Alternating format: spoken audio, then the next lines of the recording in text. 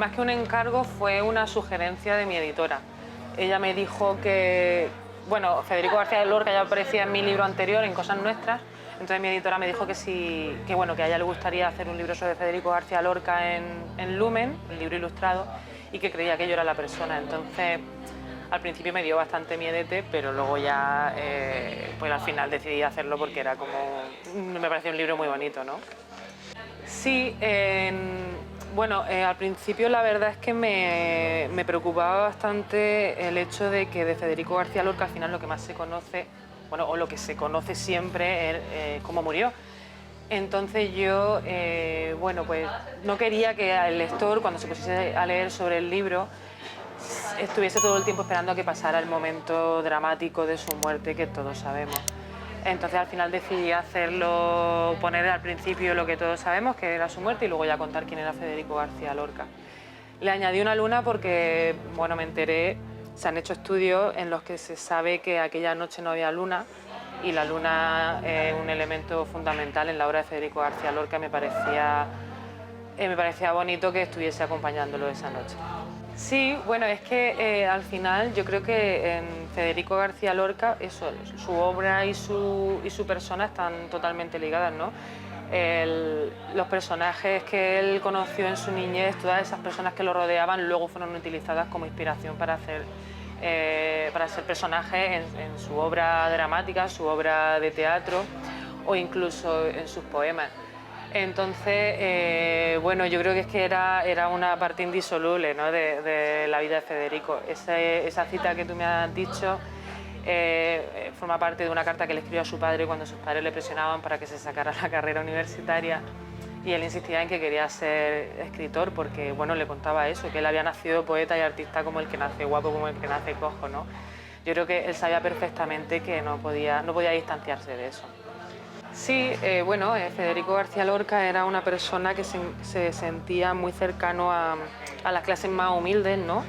Incluso a las personas que pertenecían a unos grupos más marginales, ¿no?, de la sociedad.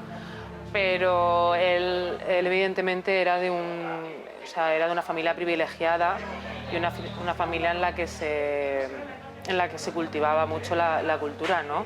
En su casa se leía, su abuela leía y leía a Víctor Hugo, o sea, eso no es cualquier cosa, eso estamos hablando del siglo XIX, ¿no?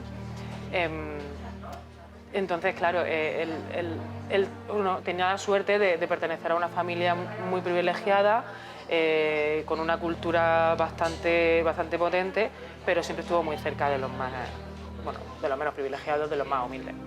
Sí, claro, él nació en Fuente Vaqueros, luego se mudó a Asquerosa, que ahora es Valderrubio, y él siempre se sintió parte de su pueblo, ¿no?, de esas personas que vivían en el pueblo, de los hijos de los jornaleros. Él era el hijo del terrateniente, no era como si dijésemos el señorito, pero él siempre admiró muchísimo a la gente del campo, ¿no?, porque él consideraba que ellos, trabajando la tierra, eso tenía algo como, bueno, al final Federico García Lorca tenía una parte como muy telúrica, ¿no?, muy de la tierra, muy de las raíces, y bueno, eso se ve en su obra claramente, y en su obra también se ve esa admiración a esa gente que pertenecía a las clases humildes.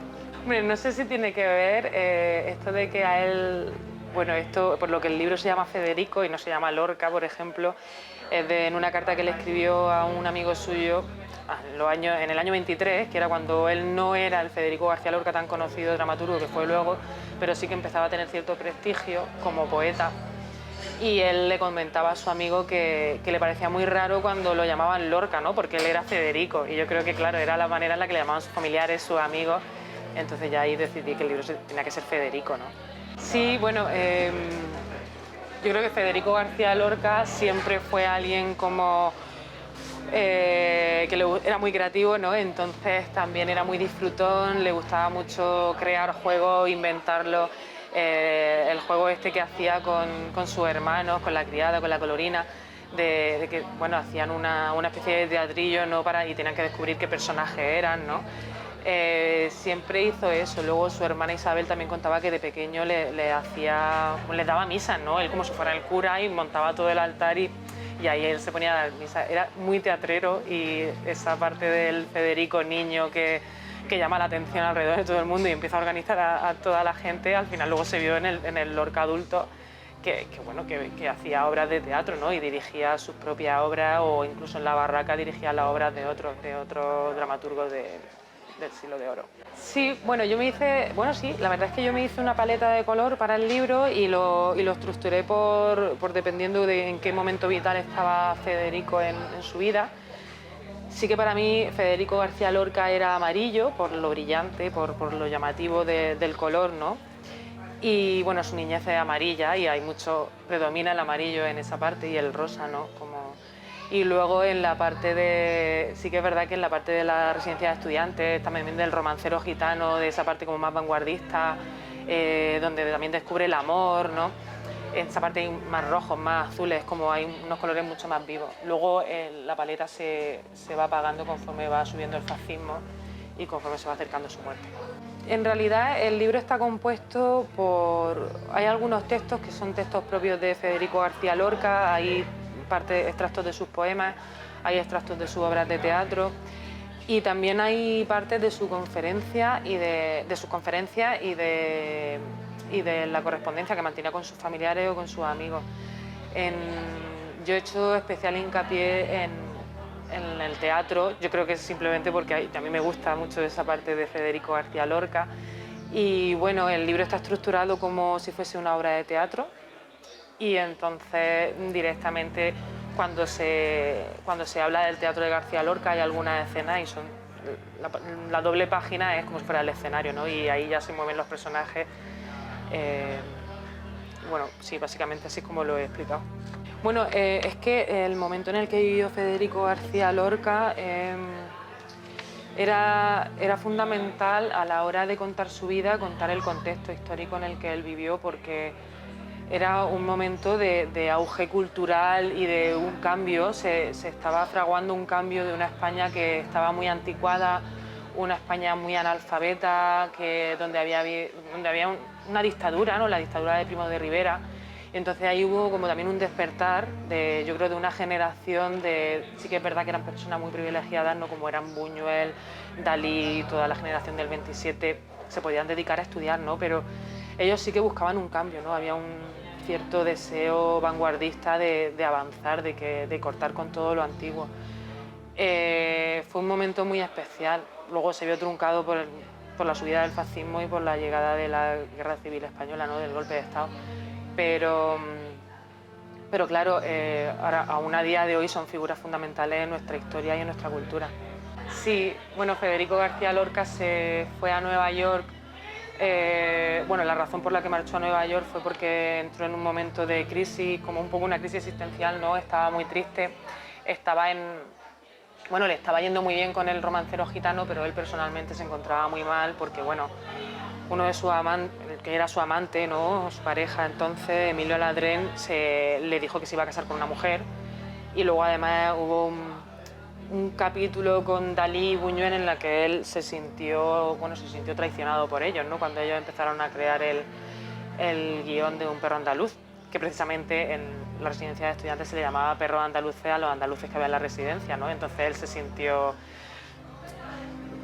sintió que un perro andaluz era él, ¿no? Entonces ahí, bueno, tuvo un momento muy bajo, entró como una especie de depresión y se fue a Nueva York. Entonces ese año en Nueva York fue un año difícil para él, pero yo creo que fue el año en el que creó Poetas en Nueva York, la parte más surrealista, está también el Federico más reivindicativo, ¿no? De que empieza a ver lo que es el capitalismo y lo que no le gusta de la humanidad y eso.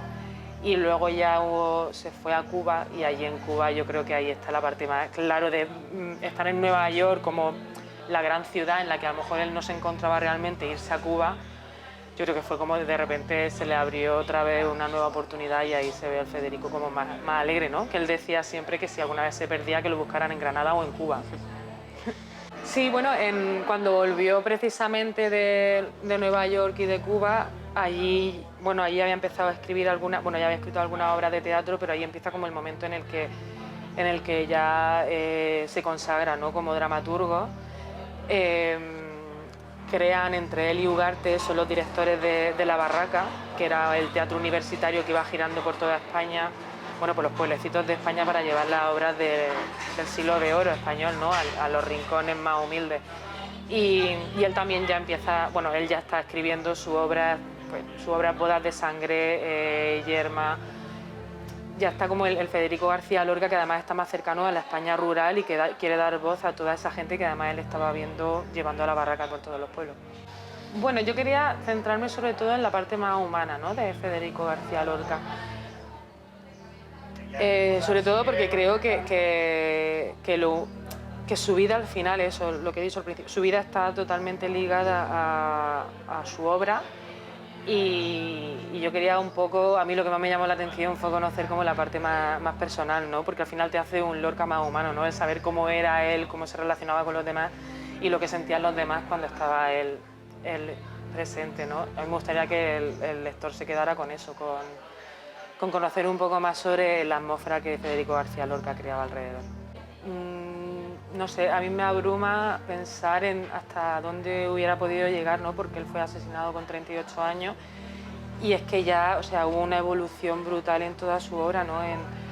Desde su libro de poemas o canciones al romancero, luego del romancero a Poeta en Nueva York, que es una obra totalmente surrealista, vanguardista.